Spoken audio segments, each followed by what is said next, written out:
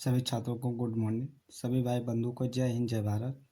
आज आपका भी इस वीडियो के माध्यम से उत्तर प्रदेश शिक्षक पात्रता परीक्षा फरवरी 2014 में जो हुआ था, उच्च प्राथमिक स्तर पे 6 से 8 तक जो पेपर होते हैं जूनियर लेवल का, उन पेपर पे हम चर्चा करेंगे।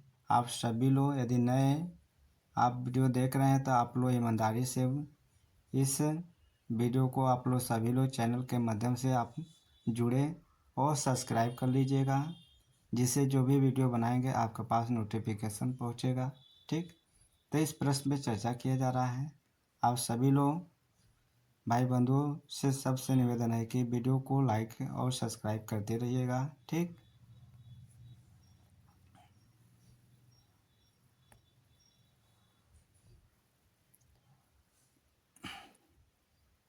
देखिए पहला प्रश्न लिखा है, निम्नलिखित में कौन सा कथन सही है। कौन सा कथन इसमें सही है, उन पे चर्चा करना है।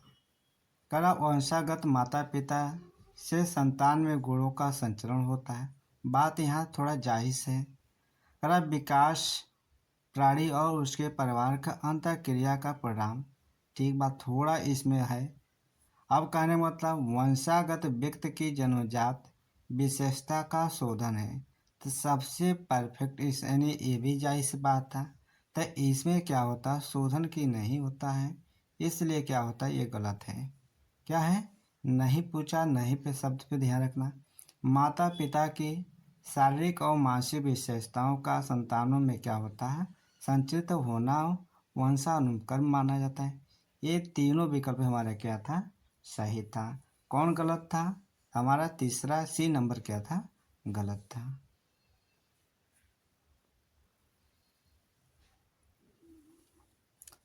दूसरे प्रश्न पे आइए आप लोग।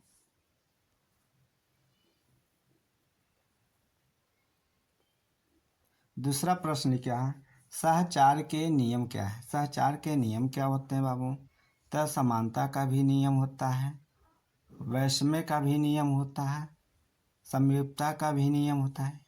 ये सारे नियम क्या होते हैं, सहचार के नियम हैं। ठीक, तीनों। तो इसलिए इस प्रश्न का उत्तर क्या होगा बाबू, डी नंबर होगा।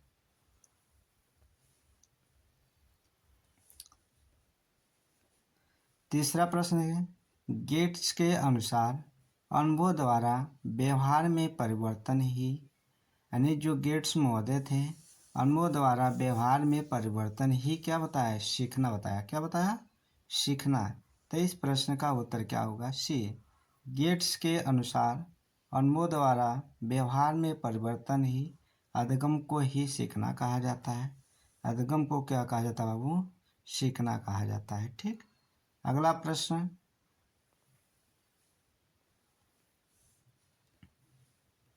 अगला प्रश्न लिखा, आप अपने आप को प्रेम करने की प्रवृत्ति को क्या कहते हैं। तो इसमें आत्म केंद्रित प्रवृत्ति तो होगा नहीं, काट दीजिए। अहंकारी प्रवृत्ति होगा नहीं, और हिप्नोटिज्म की प्रवृत्ति होगा नहीं। तो ये इस प्रश्न का उत्तर क्या होगा बाबू, सी नंबर। क्या होगा, नार्सिज्म की प्रवृत्ति होगा। इसका डिटेल्स में थोड़ा देखिए क्या लिखा है। करा मनोविज्ञानी फ्रायड ने यूनानी पौराणिक कथा के आधार पर स्वयं प्रेम भावनाओं को नार्सिज्म अर्थात अपने आप को प्रेम करने की प्रवृत्ति का शब्द का प्रयोग किया था।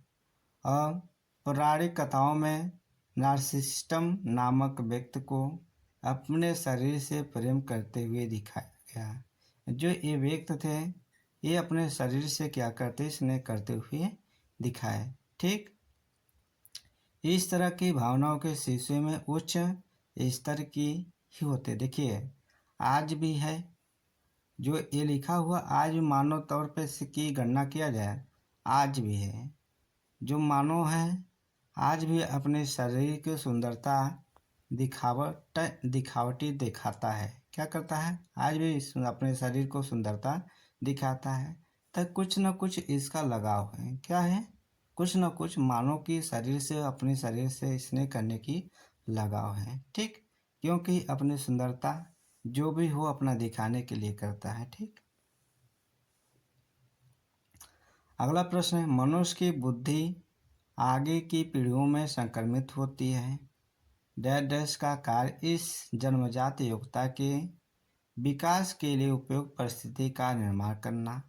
तो क्या होता है, उसकी वातावरण होता है। क्या होता है, जैसी उसकी वातावरण होगी उसी तरह परिस्थितियों के का निर्माण करने में वो अपना क्या करे, विकास करेगा योग।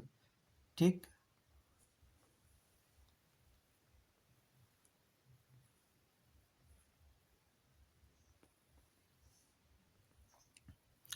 वीडियो को आप लोग रोक कर, जहाँ नहीं आएगा डिफिनेशन उसका समझ में, आप वीडियो को रोक कर उसको बारीकी से पढ़िए और उसको आप ज़्यादा से ज़्यादा इन पे प्रश्नों को, जितने उदाहरण हैं उनको पे ध्यान रख के पढ़िए और समझिए। जो हमारे माध्यम से हो तो हम समझा देंगे। ठीक, और आप लोग ईमानदारी से वीडियो को सब्सक्राइब कर लीजिएगा। आपका परिवार है, आप हम परिवार से जुड़े रहेंगे, आपके शिक्षा का जो भी व्यवहार होगा अच्छे होगा। अगला लिखा, पूरे आवृत्ति वितरण के प्रतिनिधि करने वाले मान को कहा जाता है क्या। तो इस प्रश्न का होता है केंद्रीय प्रवृत्ति परिमाप का मान होता है। निम्नलिखित में कौन सी विशेषता आंतरिक रूप से अभिप्रेरित बच्चों के लिए सही नहीं है। इनमें कौन सा अभिप्रेरित बच्चों के लिए नहीं है, वे हमेशा सफल होते हैं। क्या होता है, वे हमेशा सफल होते हैं। ये प्रश्न का उत्तर क्या है, नहीं है। देखिए, यदि किसी बालक द्वारा स्वयं कार्य करने का प्रयत्न किया जाता है तो वह बालक आंतरिक रूप से अभिप्रेरित होता है और इस तरह के बालक में प्राय चुनौतीपूर्ण कार्य करते समय आनंद उठाने और कठिन कार्यों में उस स्तर की ऊर्जा प्रदर्शित करने की विशेषता पाई जाती है। इस तरह के बालों को हमेशा सफल यह आवश्यक नहीं है। क्या इस प्रकार के बालक में सफल होने की आवश्यकता नहीं है। अगला प्रश्न, बालक एक ऐसी पुस्तक है जिसका शिक्षक को अध्ययन करना चाहिए। क्या कर, अधोपांत अध्ययन करना चाहिए। उपयुक्त कथन किसके द्वारा दिया गया है, तो रूसो महोदय जी के द्वारा। किसके द्वारा बाबू, रूसो जी द्वारा इन परिभाषाओं को दिया गया था। अगला प्रश्न, बाल मनोविज्ञान के अनुसार शिक्षा के क्षेत्र में मुख्य स्थान क्या है, बालक है। क्या है बाबू, बालक है।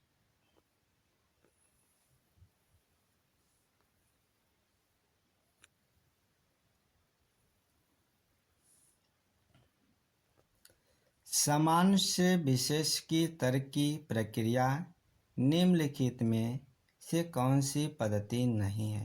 इनमें कौन सी पद्धति नहीं है। तो इस प्रश्न का उत्तर देखिए, आगमनात्मक भी सही है और निगमनात्मक भी सही है। आगम इसमें करा सामान्य से विशेष की तर्क की प्रक्रिया निम्नलिखित में से कौन सी पद्धति नहीं है, पद्धति है। कौन सी पद्धति है, तो इसमें निगमनात्मक होता है। क्या होता है, निगमनात्मक। इसका डिटेल्स में थोड़ा देख ले भाई।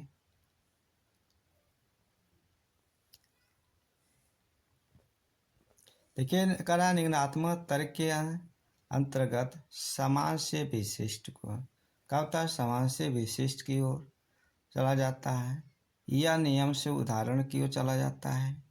नवीन समस्याओं को हल करने की यह सबसे उपयुक्त विधि है। यह सबसे क्या है, उपयुक्त विधि माना जाता है। कारण नवीन समस्याओं को हल करने की सबसे उपयुक्त विधि है, यानी समस्याओं को हल करने के लिए सबसे उपयुक्त विधि माना जाता है। ठीक, इसलिए इस प्रश्न का उत्तर क्या होगा बाबू, बी नंबर होगा। क्या होगा, बी नंबर हो जाएगा। ठीक, अगले प्रश्न पे आया है। देखिए लिखा है, बालावस्था की प्रमुख मानववैज्ञानिक विशेषता क्या है। देखिए भाई, परनिर्भरता, धार्मिकता, अनुकरणात्मक प्रवृत्ति का भाव।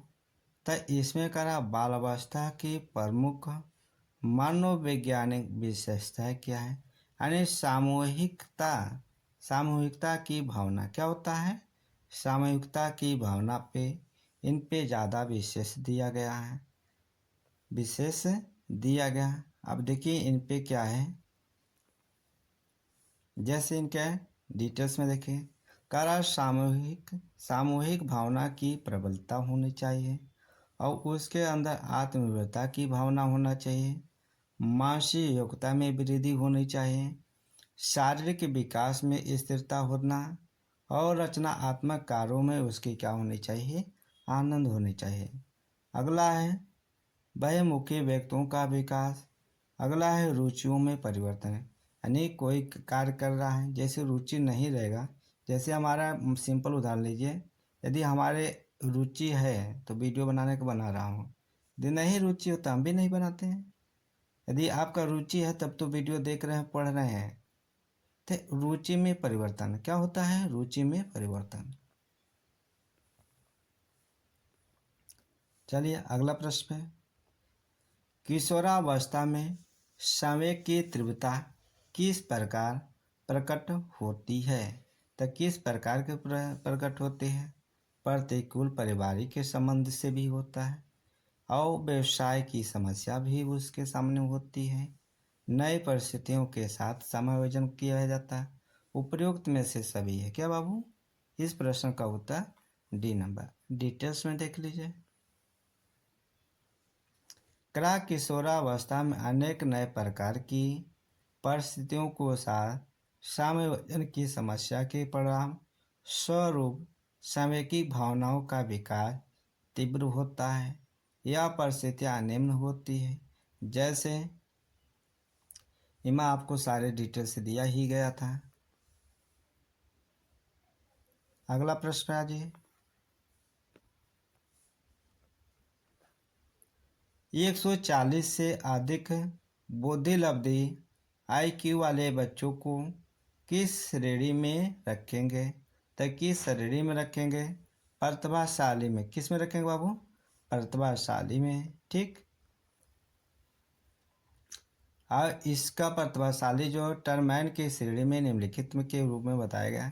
टर्मैन महोदय जी ने जैसे जैसे इनको कहा कौन कैसे व्यक्त है उसके, जैसे करा 130 से अधिक है तो उनको प्रतिभाशाली बालक माना जाता है। क्या माना जाता है, और एक से कहने मतलब 121 से 30 के आ रहा है तब उसे प्रखर बुद्धि माना जाएगा, और 111 से 20 आ रहा है तीव्र बुद्धि माना जाएगा। ठीक, उसी तरह 191 और 10 के बीच में समान बुद्धि। 81 90 के आ रहा तब मंद बुद्धि माना जाता है। 71 80 के अल्प बुद्धि माना जाता है। इससे कम आ रहा तो इसकी जड़ बुद्धि माना जाता है। इस प्रकार टर्मैन महोदय जी ने बुद्धियों का लब्धियों का सारणी बना के दिए। ठीक,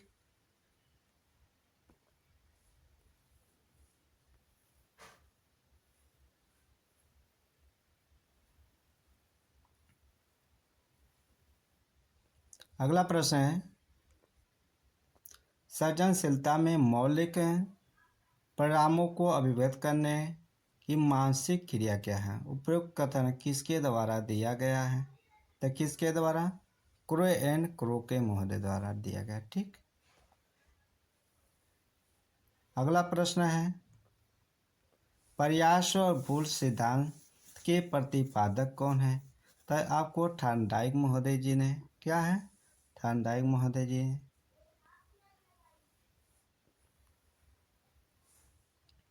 अगला प्रश्न है, सीखने के पटार के निराकरण के लिए क्या नहीं करना चाहिए। क्या नहीं करना चाहिए, उसे दंडित नहीं करना चाहिए। क्या करना चाहिए, उसे दंडित नहीं करना चाहिए।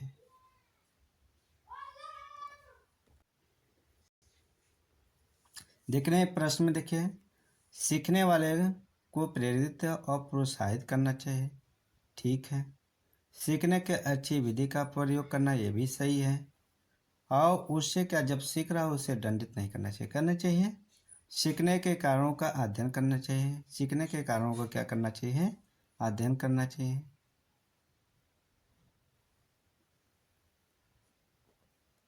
अगला प्रश्न पे आइए। जिस वक्र रेखा में प्रारंभ में सीखने की गति तीव्र होती है और बाद में क्रमशः मंद हो जाती है, उसे क्या कहते हैं? उत्तरोत्तर क्या होता है? उत्तरोत्तर कहते हैं, वक्र कहते हैं। ठीक। अगला प्रश्न पे आ जाइए। करा व्यक्ति के विभिन्नता का क्या अर्थ है? ठीक। तो इसमें क्या अर्थ है? दोनों व्यक्ति में शारीरिक भिन्नता होना। कोई भी व्यक्ति शारीरिक और मानसिक योग्यता संज्ञानात्मक दशा में समान, गलत है। अगले प्रश्न पे ध्यान, क्वेश्चन उत्तर पे देखिए, ऑप्शन पे। उस प्रश्न का बी नंबर है। क्या बाबू? बी नंबर है। 18 प्रश्न का उत्तर क्या है? B number. व्यक्ति के विभिन्नता का तात्पर्य, इसमें पूछा गया क्या नहीं है, तो इसमें तो वो नहीं है, तो उस चीज़ पे ध्यान रखना है। ठीक। 19 नंबर पे ये मानसिक स्वास्थ्य विज्ञान का प्रमुख उद्देश्य क्या है? तो इसमें से का बालक की मानसिक स्वास्थ्य को रक्षा करना, कुसुमायोजन का निराकरण करना। उपरोक्त में से ए और बी दोनों हैं। अगला प्रश्न है, निम्नलिखित 7 छात्रों का अंक इस प्रकार है, तो उनके माध्यिका निकाल लीजिए। माध्यिका निकालने पर हमारा क्या होगा बाबू? 40 होगा। क्या होगा? C number. अगला देखिए प्रश्न, लिखा है रुचि का संबंध क्या है? उसकी योग्यता भी होनी चाहिए, अवधान होना चाहिए। तो क्या उसकी रुचि क्या, अवधान होना चाहिए। क्या होना चाहिए? अवधान। इस प्रश्न का उत्तर क्या होगा? B number. क्या होगा बाबू? B number.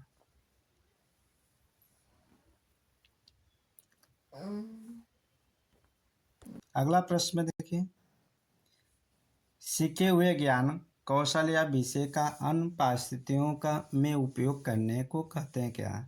तो सीखने का स्थानांतरण कहते हैं। क्या बाबू? ये सीखने का स्थानांतरण कहते हैं। प्रश्न देखिए, अनुबंधन की प्रक्रिया में प्रथम सोपान निम्नलिखित में से कौन सा है? तो इस पे आ जाइए।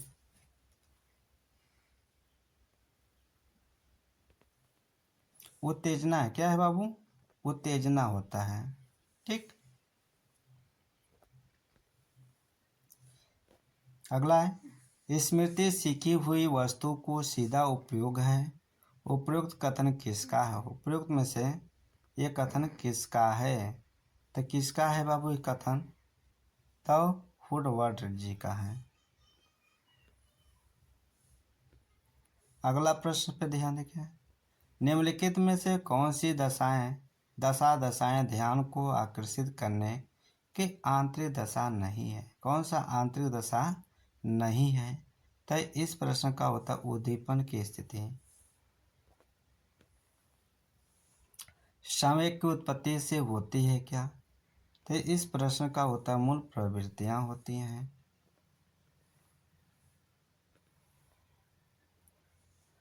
अभिप्रेरणा के लिए अक्सर शब्द का भी प्रयोग किया जाता है। तो इस प्रश्न का आवश्यकता के अनुसार किया जाता है। क्या किया जाता है? आवश्यकता के अनुसार। अगला प्रश्न है, विद्यार्थियों में प्रत्येक का विकास के निर्माण के लिए एक शिक्षक के क्या करना चाहिए? कि शिक्षा विधि सरल से जटिल की ओर होनी चाहिए, जो विद्यार्थियों को व्यापक अनुभव का अवसर प्रदान करना चाहिए, जो विद्यार्थियों को निर्मित प्रत्ययों का इस्तेमाल का अवसर देना चाहिए। उपरोक्त में से क्रिया सभी क्या होना चाहिए? तो क्या जैसे करा विद्यार्थियों में प्रत्यय विकास के निर्माण के लिए शिक्षक को क्या देना चाहिए? तब विद्यार्थियों को व्यापक अनुभव और अवसर प्रदान करना चाहिए। इस प्रश्न का उत्तर क्या होगा? बी नंबर होगा।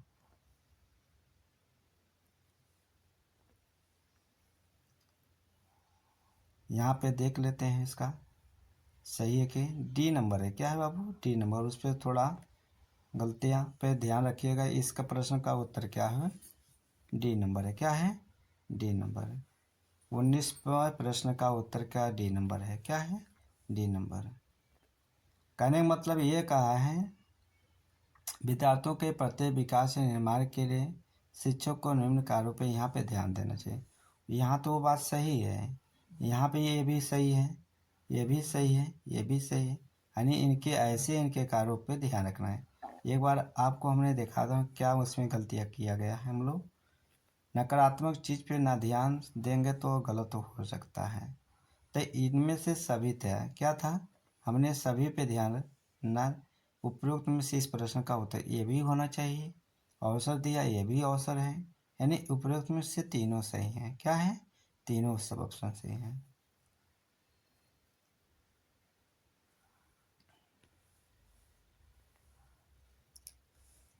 आप सभी भाई बंधुओं को इस वीडियो को ज़्यादा से ज़्यादा आप लोग शेयर करिएगा। आप नए हैं तो वीडियो को एकदम ईमानदारी से सब्सक्राइब कर लीजिएगा। जो भी आपको अध्यापक लाइन से, जो भी अध्यापक डिपार्टमेंट से जो भी वीडियो बनाएंगे आपको शिक्षा के लिए, वो आपके वे नोटिफिकेशन मिलेगा। आप सब्सक्राइब कर लीजिए। चिंतन मानसिक क्रिया का ज्ञानात्मक पहलू है। चिंतन की एक परिभाषा किसने दी? तो रॉस महोदय। किसने दिया बाबू? रॉस महोदय। कल्पना के विकास के लिए, कल्पना के विकास के लिए ज्ञानेंद्रियों का प्रशिक्षित करना चाहिए, कहानियाँ सुनाना चाहिए, रचनात्मक प्रवृत्ति का विकास भी देना चाहिए। यानी इस प्रश्न का क्या हो? उपरोक्त में से सभी है।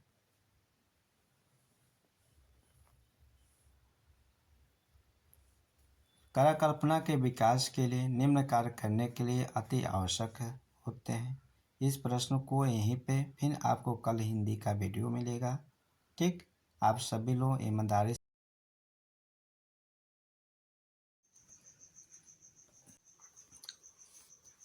सभी छात्रों को गुड मॉर्निंग। सभी भाई बंधुओं को जय हिंद, जय भारत।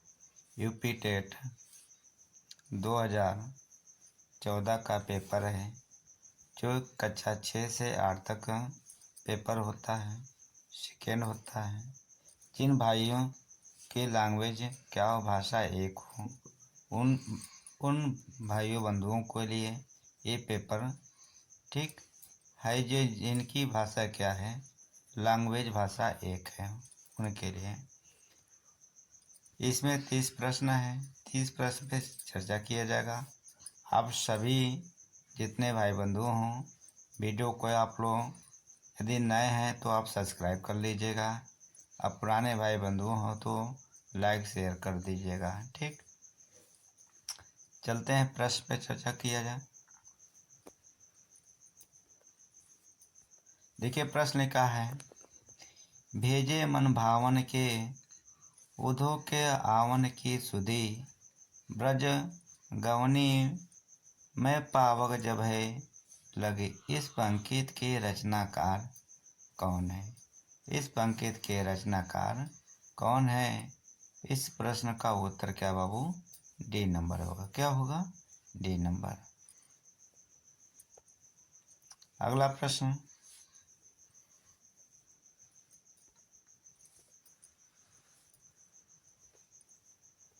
देखिए डॉक्टर नागेंद्र ने किस युग के स्थूल के प्रति सूक्ष्म का विद्रोह कहा? तो किसे कहा बाबू? छायावाद को। किसे कहा? छायावाद को। अगला प्रश्न आपका, मेरी तिब्बत यात्रा के रचनाकार कौन है? तो इस प्रश्न का उत्तर का जवाब क्या होगा बाबू? राहो संकृत्यान होंगे। क्या होंगे? इस प्रश्न का उत्तर क्या होगा? डी नंबर होगा। डिटेल्स में देख लीजिएगा, मिस्टेक ना हो। तो राहुल संकृत्यान ही। ठीक, देखिए इनकी रचना। मेरी लद्दाख यात्रा तो किसका है बाबू? राहुल संकृत्यान जी का है। किन्नर देश में, ये भी हमारा है। धुमक्कड़ शास्त्र भी राहुल जी, संकृत्यान जी का है। यात्रा के पन्ने भी एशिया का दुर्गम भूखंड, यानी इनके पांचों रचनाकार पांचों रचनाकार के लेखक कौन है? तो राहुल, संकृत्यान। आप नोट्स बना सकते हैं। ठीक। अगला प्रश्न, किसी बात का गुण रहस्य जानने वाले वाक्य के लिए एक शब्द क्या होगा? तो इस प्रश्न का उत्तर क्या होगा बाबू? ये होगा। अगला प्रश्न आपका है, हे राम तुम कहाँ हो वाक्य में कौन सा कारक है? आप सभी को पता है संबोधन है। क्या है बाबू? संबोधन है। इस पे ध्यान रखिए जितने कारक हैं। देखिए, कर्ता ने कर्म को कारण से के द्वारा, संप्रदान को के लिए, अप्रदान से अलगाव के लिए, संबंध में का की के रा रे रे ये संबंध हैं। अधिकरण में पर आते हैं। संबोधन में हे, हो, अरे इत्यादि और इनके चिन्ह पे ध्यान रखिएगा। ठीक।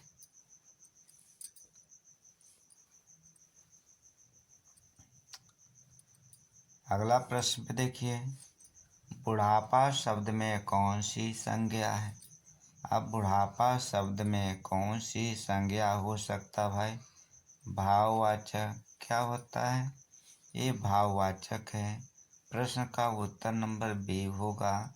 अब देखिए, जैसे इनकी भाव निकलेगी उन्हीं के अनुसार इनको हमने क्या करूँगा, भाव के अनुसार अर्थ का पकड़ेंगे और कौन सी संज्ञा है उन पे हमने ध्यान रखेंगे।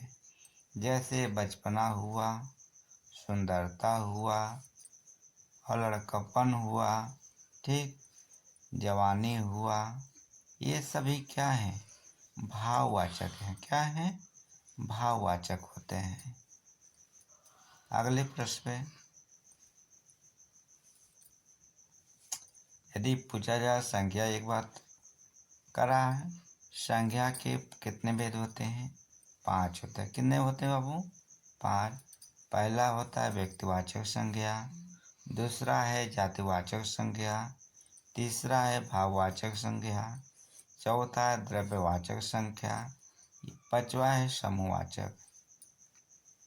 इस प्रकार को संज्ञा को आप यहीं से क्या करेंगे, अच्छे से आप यदि केयर करें तो जितने प्रीवियस ईयर हैं इनको आप सही से पढ़ें और लगाएं। आपका समझ 90 और आपका यानी 80 और 90 के बीच में आपका परफेक्ट हो गया है। यदि इस मॉडल के जितने हैं, मॉडल से लेकर अपना तैयारी करिए। प्रीवियस ईयर पे पूर्ण रूप से ध्यान रखिए, क्योंकि पेपर के माध्यम जो है यहीं से समझ में आएगा। अगला प्रश्न आपका है, उपकुल में कौन सा समास है? उपकुल में कौन सा समास है? अब वही भाव समास है। ठीक है। अगला प्रश्न,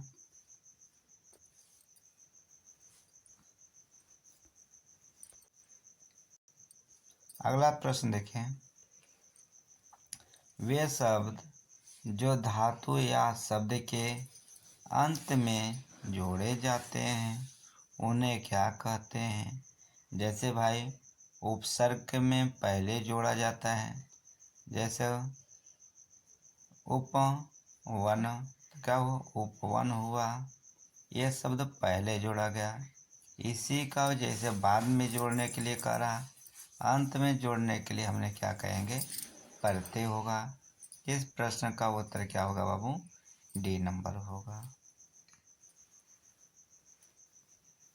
आप सभी भाई बंधुओं इस वीडियो की इतना शेयर कर दीजिए और जिससे हमारा मोटिवेशन के हिसाब से और जितना शेयर कर देंगे उतना हम आपके लिए भी ऐसे वीडियो बनाकर शेयर करेंगे। आप लोग को दिल खुश हो जाएगा।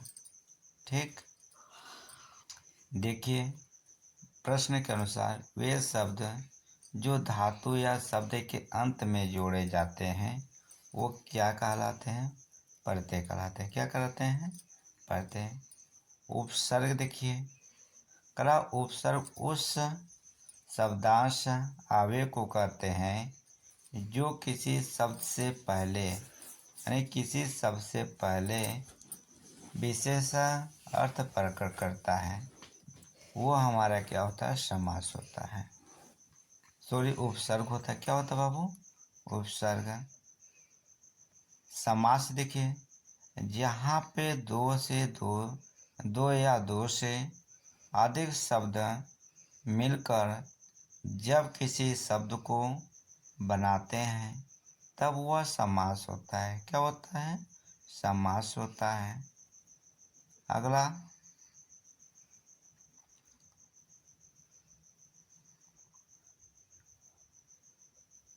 अव्यय देखिए, अव्यय ऐसे शब्द कहते हैं जिसके रूप में लिंग, वचन, पुरुष, कारक इत्यादि का कारण कोई विकार उत्पन्न नहीं होता है, उसे अव्यय कहते हैं। क्या कहते हैं? अव्यय।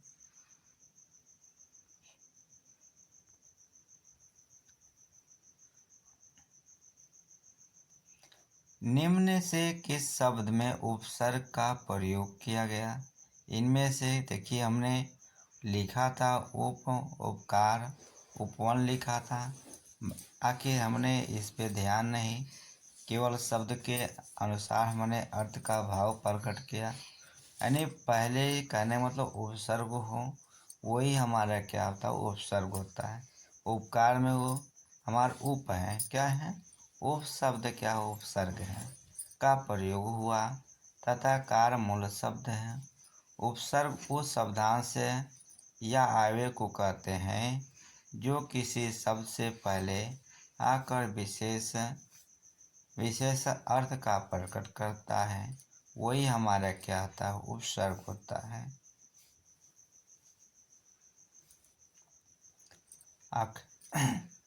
अगला प्रश्न क्या? औंधी खोपड़ी का मुहावरा का अर्थ क्या है? तो इसका मूर्ख होना। क्या होता है? मूर्ख होना। आप थोड़ा तेजी में चला जाए। त्यागपत्र उपन्यास के उपन्यासकार कौन है? तो जैनेन्द्र जी हैं। आप वीडियो को रोक को इनको डिटेल्स में पढ़िएगा। ठीक, कहूँगा लंबा वीडियो हो जाएगा आप लोग का।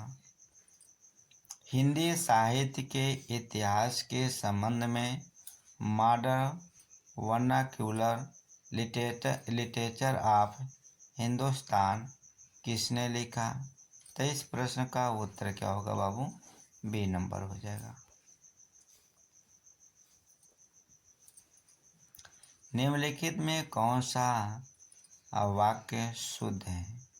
इनमें से कौन सा वाक्य है शुद्ध है? देखिए, उसने मुझे पास आने के लिए कहा। यहाँ गलत है। उसने मुझे पास आने को कहा। उसने मुझसे पास आने को कहा। ये भी कुछ हमें डाउट लग रहा है। देखिए, वो तीसरा है, उसने मुझे पास आने को कहा। उसने मेरे को पास आने को कहा। तो इस प्रश्न का उत्तर हमें ये कहने मतलब हुआ, उसने मुझे पास आने को कहा इस प्रश्न का उत्तर क्या होगा बाबू? सी नंबर क्या होगा? उसने मुझे पास आने को कहा। इस प्रश्न का उत्तर सी नंबर। उसने मेरे को पास आने के लिए कहा, यहाँ पे गलत है।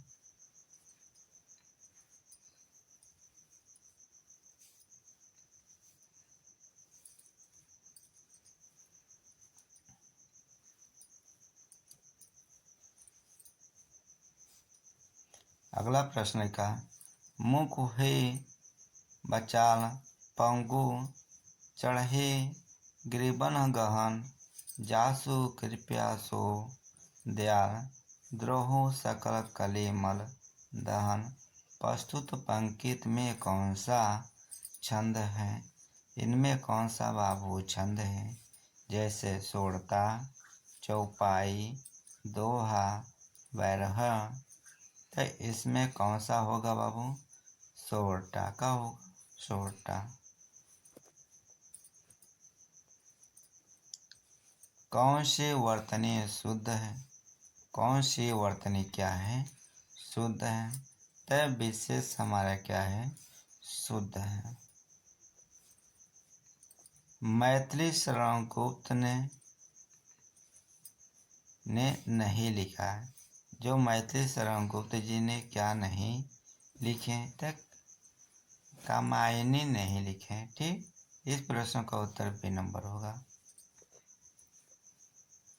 देखिए, कामायनी मैथिली शरण की रचना नहीं है, ये जयशंकर प्रसाद की रचना है। जयशंकर प्रसाद की अन्य रचनाएं उर्वशी, झरना, आंसू, लहर, चित्राधार, क्या है?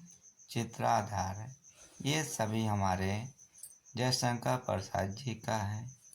जबकि मैथिली शरण गुप्त जी की रचनाएं रंग में भंग, भारत भारती, साकेत, जयद्रथ, वध, यशोधरा, द्वापर, पंचवटी, ये मैथिली शरण जी का गुप्त जी का रचना है।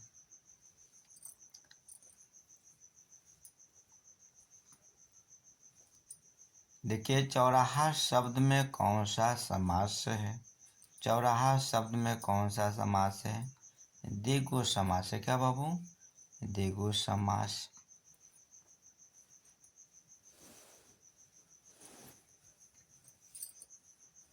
बिना पढ़ा हुआ अंश वाक्यांश के लिए शब्द होगा। तो इस प्रश्न का उत्तर होगा अपठित। क्या होगा? अपठित। अगला प्रश्न है, भाषा शिक्षण के अंतर्गत वर्तनी संबंधी त्रुटियों का निवारण करना चाहिए। तो इस प्रश्न का उत्तर क्या होगा बाबू? वर्तनी का शुद्ध उच्चारण एवं लेखन अभ्यास करवाकर। ठीक, इस प्रश्न का उत्तर क्या होगा? ए नंबर होगा।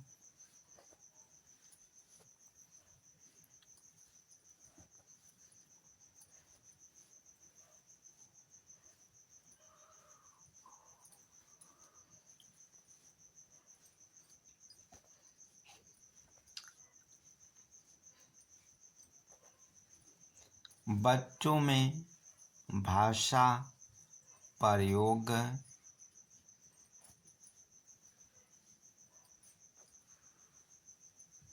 की दक्षता विकसित करने के लिए आवश्यक क्या है? विकसित करने के लिए आवश्यक क्या है बाबू? तो उन्हें सुनने और बोलने की पूरी आज़ादी होनी चाहिए। यानी बच्चों को सुनने, और जब तक बच्चा सही से सुनेगा नहीं तो वो बात को दोहरा नहीं सकता है। इसलिए जब तक उसके पूर्व सुनने की मौका दिया जाए और उन बातों को बोलने का भी आज़ादी हो। ठीक, तो इस प्रश्न का उत्तर क्या होगा? ए नंबर होगा।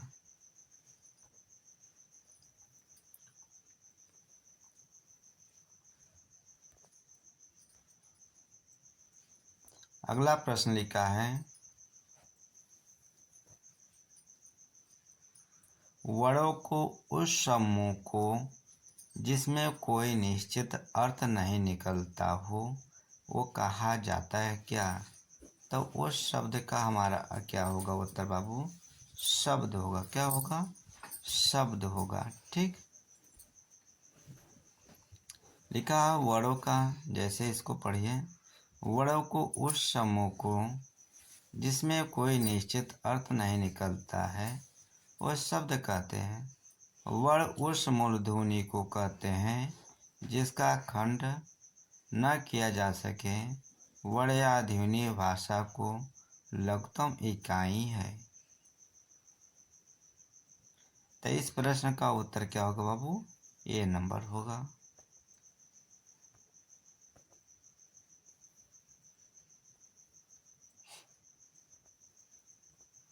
अगला प्रश्न ध्यान रखिए आप लोग। वे कथन जो आपसी व्यवहार में समान रूप से प्रयुक्त होते हैं उन्हें कहते हैं क्या? उन्हें क्या कहते हैं? अनौपचारिक कथन कहते हैं।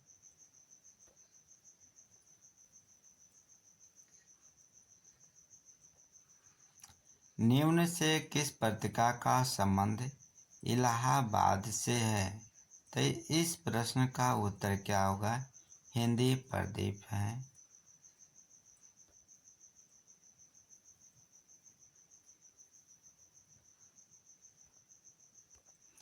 लिखा अगला प्रश्न। सरस्वती पत्रिका के संपादक कौन थे? आप सभी को पता है, महावीर प्रसाद द्विवेदी जी। ये कक्षा 10 और 12 में आप लोग पढ़ते चले आए।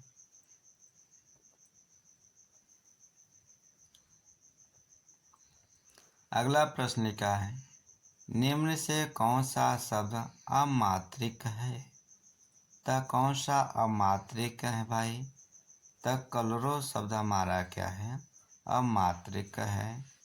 कहने का मतलब इनमें किसी भी मात्रा का प्रयोग नहीं किया गया है, यानी किसी भी शब्द में किसी भी मात्रा का प्रयोग न किया जाए वो हमारे शब्द क्या बोला जाए? अमात्रिक शब्द कहा जाता है। अब भाई जिसने नहीं पढ़ा होगा तो कंफ्यूज होगा ही।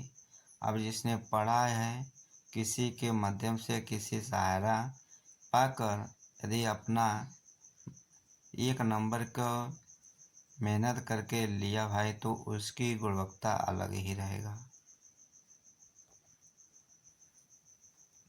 अगला प्रश्न देखिए।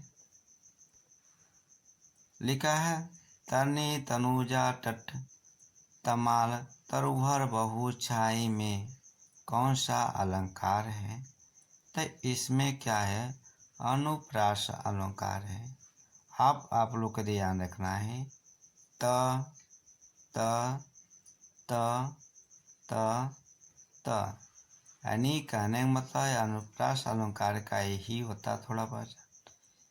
जिन शब्दों में वर्णों की संख्या बार बार आए तो ये समझ जाइए अनुप्रास अलंकार होता है। ठीक। देखिए त की कितनी बार? 4 से 5 बार आया। यानी शब्दों में कोई भी वर्ण बार बार रिपीट हो तो समझ जाइए अनुप्रास अलंकार है। तो इसलिए इस प्रश्न का उत्तर क्या होगा बाबू? ए नंबर होगा।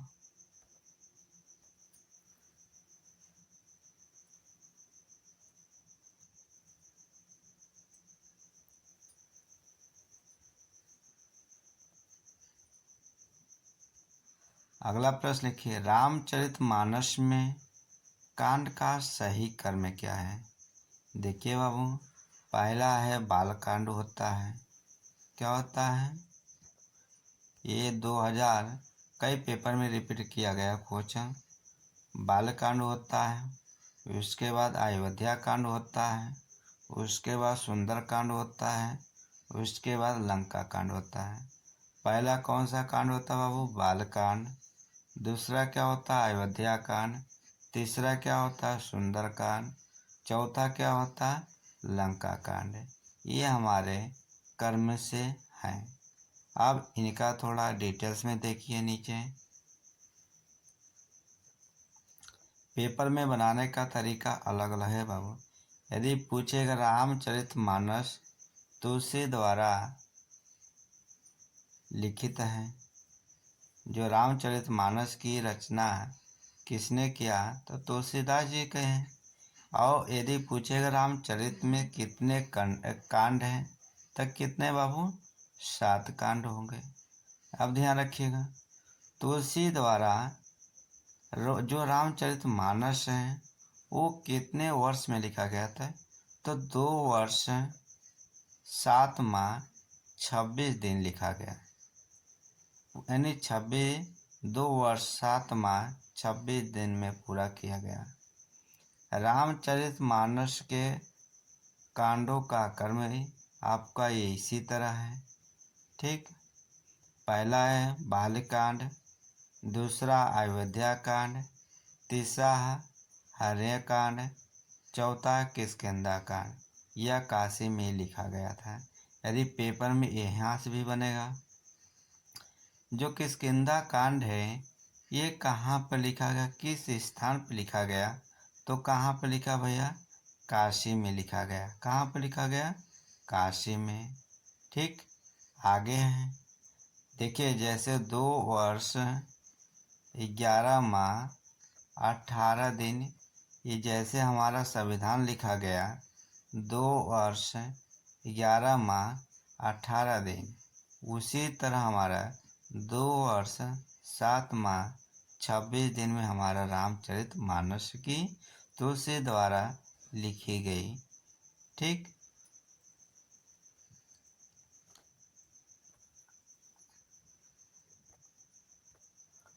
अब सुंदरकांड होगा, लंका कांड, उत्तरकांड, ये सारे हमारे कर्म में बैठाइएगा और याद कर लीजिएगा।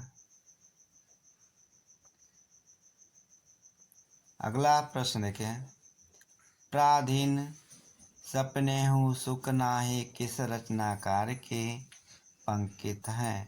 तो इस प्रश्न का उत्तर क्या होंगे बाबू, तुलसीदास जी हैं। अगला प्रश्न देखिए, वह थोड़ा बीमार है, इस वाक्य में कौन सा क्रिया विशेषण है। वह थोड़ा सा बीमार है ना, तब परिणामवाचक क्रिया विशेषण है, ठीक।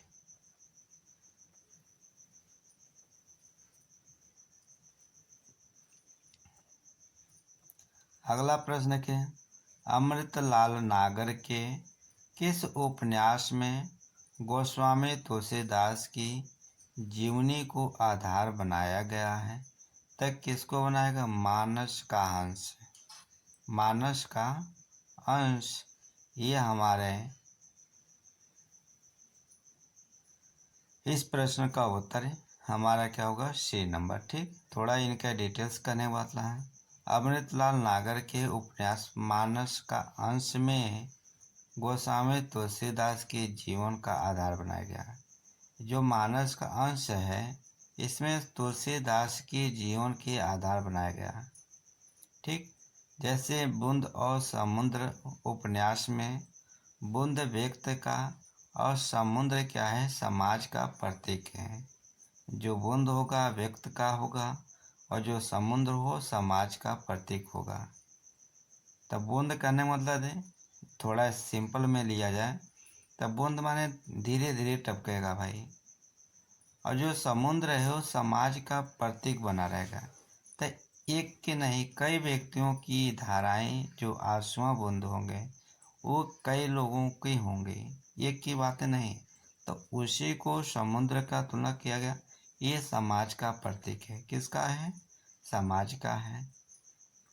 आप सभी भाई बंधुओं को, सभी जितने हमारे भाई बंधु हैं सभी लोग वीडियो को ईमानदारी से सब्सक्राइब कर लीजिएगा, और जितने हमारे नए और पुराने सभी लोग देख रहे हैं शेयर लाइक ज़रूर कर दीजिएगा। आपका परिवार है, सपोर्ट करिएगा। जब आप लोग सपोर्ट करेंगे हम भी आपके लिए कुछ ना कुछ अच्छे चीज़ ही करेंगे जिससे हमारे जितने परिवार वीडियो को देख रहे हैं, भाई बंधु देख रहे हैं, उनको अच्छा लगे और अपनी मेहनत के कुछ ऐसे फलित हों, उनकी जो भी मार्ग परीक्षा हो अपनी सफलता निश्चित करें। सभी को जय हिंद, जय भारत।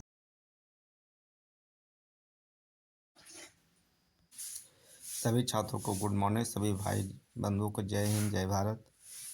आज यूपी टेट 2014 का संस्कृत है। संस्कृत पे प्रश्न पे चर्चा किया जाएगा। ठीक, आप सभी लोग नए हैं तो सब्सक्राइब कर लीजिएगा। अब पुराने भाई बंधु तो वीडियो को लाइक और शेयर कर लीजिएगा। देखिए लिखा है प्रश्न, किस शिक्षण सूत्र के अंतर्गत उदाहरण प्रस्तुत करने के पश्चात नियम बताए जाते हैं। तो इस प्रश्न का उत्तर क्या होगा बाबू? अनिश्चित से निश्चित की ओर। क्या होता है? अनिश्चित से निश्चित की ओर होता है। अगला प्रश्न,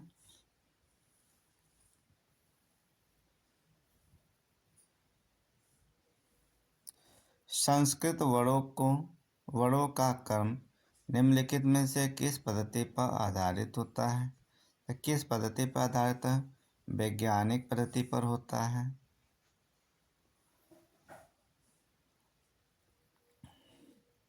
शिक्षा कार्य में किया जाने वाला मूल्यांकन होता है क्या? आंतरिक एवं बाह्य दोनों होता है। आंतरिक एवं बाह्य दोनों होता है। अगला, अब यदि वीडियो साफ ना दिखाए, थोड़ा सेटिंग पे क्या करें, वीडियो रोक कर सेटिंग में जाइएगा, क्वालिटी बढ़ाकर अब पढ़ाई का आनंद लीजिएगा। ठीक, लोको नेमत एकवात दशांतरेषु श्लोकंश स्थित है। तो इस प्रश्न का उत्तर क्या? अभिज्ञान शकुंतल में होगा। अभिज्ञान शकुंतले हो जाएगा इस प्रश्न का उत्तर। अगला प्रश्न आपका, चिन्ह के स्थान पर चिन्ह का प्रयोग कौन सा दोष है? कौन सा चिन्ह पर दोष है? तो यहाँ पे अशुद्ध वर्ण विप्रय है, ये क्या है? गलत है। अगला प्रश्न, निम्नलिखित में से सरल अधिगम सामग्री, निम्नलिखित में से अधिगम सामग्री टेप रिकॉर्डर है। क्या है? टेप रिकॉर्डर है। अगला प्रश्न है आपका,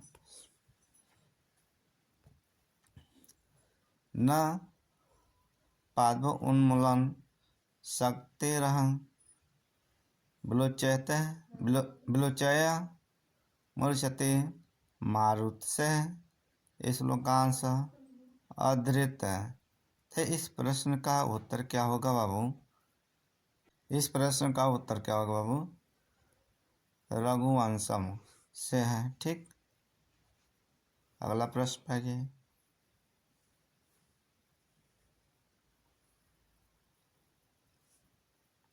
महाकवि कालिदास द्वारा रचित ऋतु संग्राम कहलाता है क्या?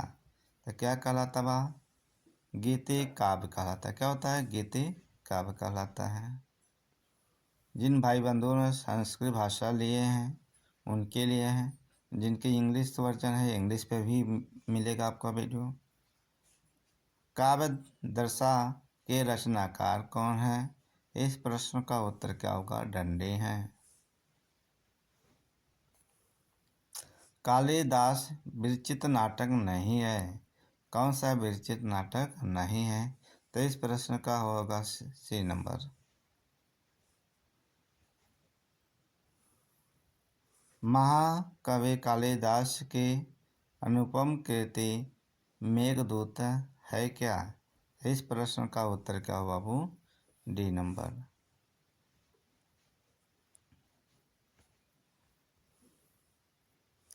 अगला प्रश्न है, कादम्बरी गद्य का काव्य का नायक है क्या? तो इस प्रश्न का उत्तर क्या होगा बाबू? चंद्रपीड होगा।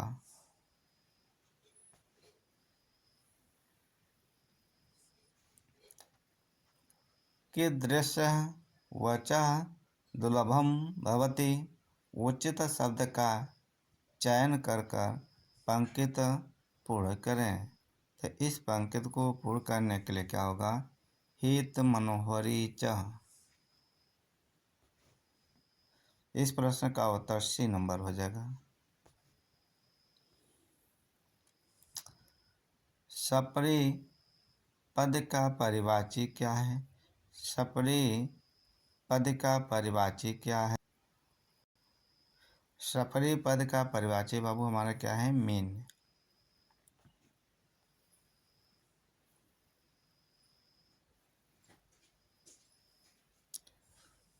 सुकर्म शब्द का विपार्थक शब्द क्या है? तो इस प्रश्न का उत्तर क्या होगा बाबू? दुष्कर्म। क्या होता है? दुष्कर्म।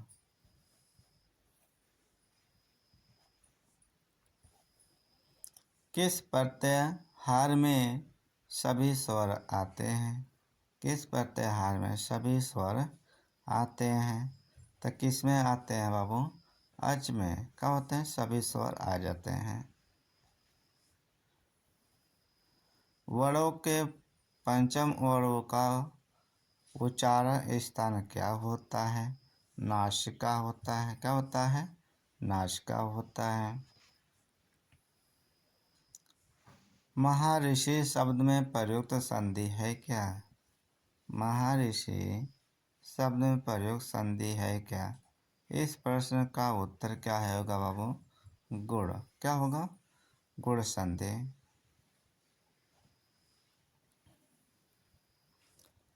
राम सिंचनोति पद का संधि विच्छेद होता है क्या?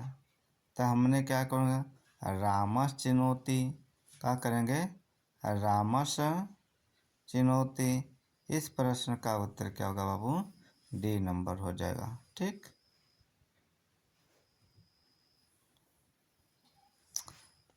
भावुकः शब्द का संधि विच्छेद होगा क्या?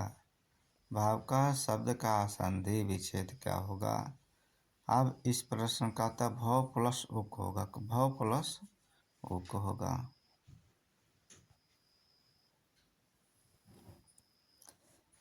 हरि वंदे पद में संधि होती क्या है?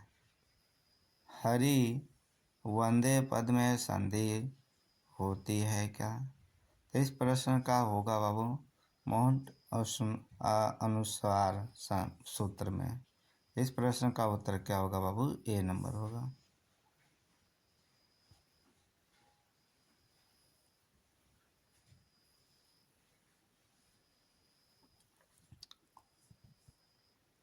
अगला प्रश्न है महाकवि भभूति किस रस के प्रयोग में सिद्धहस्त हैं? तो किस रस में सिद्धहस्त हैं बाबू? कड़ू रस में। किस में है? कड़ू रस में।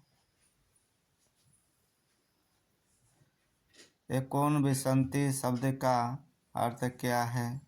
इस प्रश्न का इनकी गिनती के अनुसार 21 का इंग्लिश है, एक विसंति है। 19 का एकोन विसंति है। 51 का है, एक 50 और 91 का एकनवती है। यानी इनकी गिनती संस्कृत में इस प्रकार लिखा जाता है। तो लिखा है एकोन विसंति, तो इसका होता है 19। क्या होता है? 19।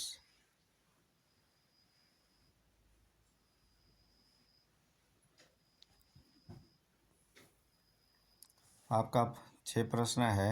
आप सभी भाई बंधुओं को वीडियो को ज़्यादा से ज़्यादा आप लोग शेयर करिएगा। आपका परिवार है, आप परिवार का सपोर्ट करेंगे तो आपका भी कुछ न कुछ वीडियो पढ़ाई का ही मिलता रहेगा। शुद्ध वाक्य का चयन कीजिए। शुद्ध वाक्य का चयन कीजिए। इस प्रश्न का शुद्ध वाक्य क्या है? सी नंबर क्या है? C number. अगला प्रश्न देखिए, हितोपदेशा में किससे संधि की गई है?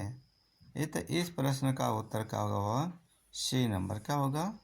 C number.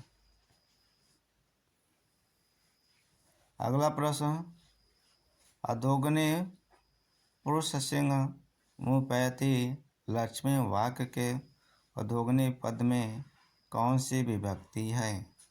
कौन सी विभक्ति है? इस प्रश्न का उत्तर क्या होगा बाबू? द्वितीय। क्या होगा?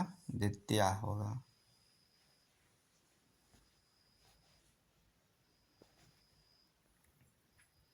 अगला प्रश्न है, चौराहाद विभेति वाक्य में चौराहाद पद पंचमी विभक्ति का विधायक सूत्र क्या होगा? तो इस प्रश्न का उत्तर क्या होगा बाबू? B number. क्या होगा? B number.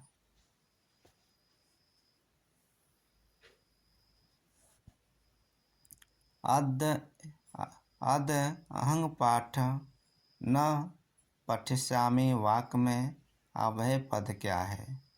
तो इसमें अव्यय पद क्या होगा बाबू? तो इस प्रश्न का उत्तर क्या बाबू? ए नंबर, अध होगा। क्या होगा? अध होगा।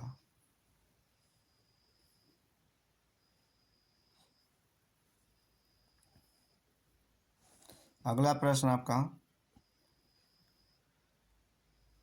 निम्नलिखित कम समस्त पद का समास विग्रह होगा क्या? तो इस प्रश्न का उत्तर क्या होगा बाबू? सी नंबर। क्या होगा? C number.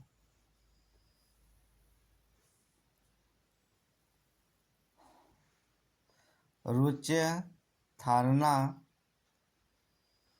प्रियमाण सूत्र के रुच धातु के योग में जो विभक्ति प्रयुक्त होती है वह है क्या? कौन सी प्रयुक्त किया जाता है बाबू? चतुर्थी किया जाता है। क्या किया जाता है? चतुर्थी। फिर आपका नेक्स्ट वीडियो में मैथ और विज्ञान का मिलेगा। साइंस वर्ग के लिए समाजी विज्ञान का भी मिलेगा वीडियो। इसके बाद मिलेगा। क्या मिलेगा? इसके बाद आप सभी भाई बंधुओं को नम्र निवेदन है कि वीडियो को ज़्यादा से ज़्यादा शेयर करिएगा और आप लोग परिवार के हित में हैं और आपके लिए मैं और पढ़ाई के लिए जो भी होगा पेपर होगा सब हम वीडियो बना के आपको अपने परिवार तक ही पहुंचाऊंगा। आप सभी लोग सपोर्ट करिएगा। सपोर्ट करेंगे हमारे उत्साहवर्धन और कमेंट करने से हमारा कुछ भी मनोबल आप लोग बढ़ाएंगे।